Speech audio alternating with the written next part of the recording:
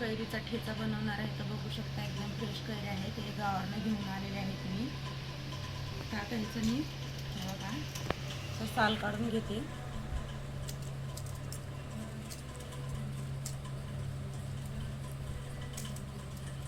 तर बघू शकता मी अशा कैऱ्या चिरून घेतलेल्या आहेत. मध्ये माकडाचा एक कांदा घेतलेला आहे. ते दोन्ही मिसळून असं वाटलं ना एकदम भारी होती चटणीचा ठेचा. तर बघू शकता मी तर कोथिंबीर घेतलेली आहे आणि लसणाच्या कळ्या घेतलेल्या आहेत, जिरं घेतलेलं आहे.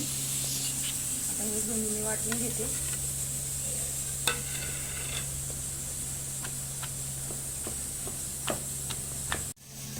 तर बघू शकता हे काय बारीक झालेलं आहे.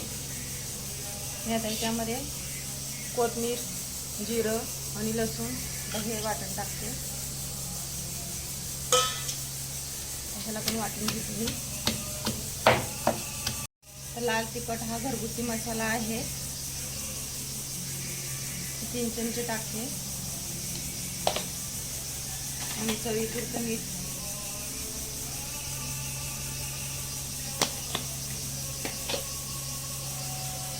आता ह्याला पण वाटून आता सर्व एक जीव करायचा आहे. बघू शकता वाटून झालेलं आहे. तर मी आता प्लेटमध्ये काढते.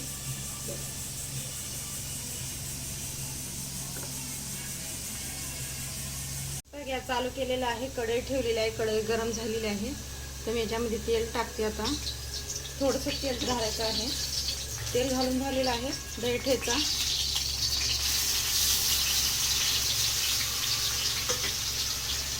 आता ह्याला एक 5 मिनिटं परतून घेते तेलामध्ये. बघू शकता 5 मिनिटं झालेलं आहे. ठेचा आपला तयार आहे. मी गॅस बंद करते. तर बघू शकता मी चपातीवर ठेचा काढलेला आहे.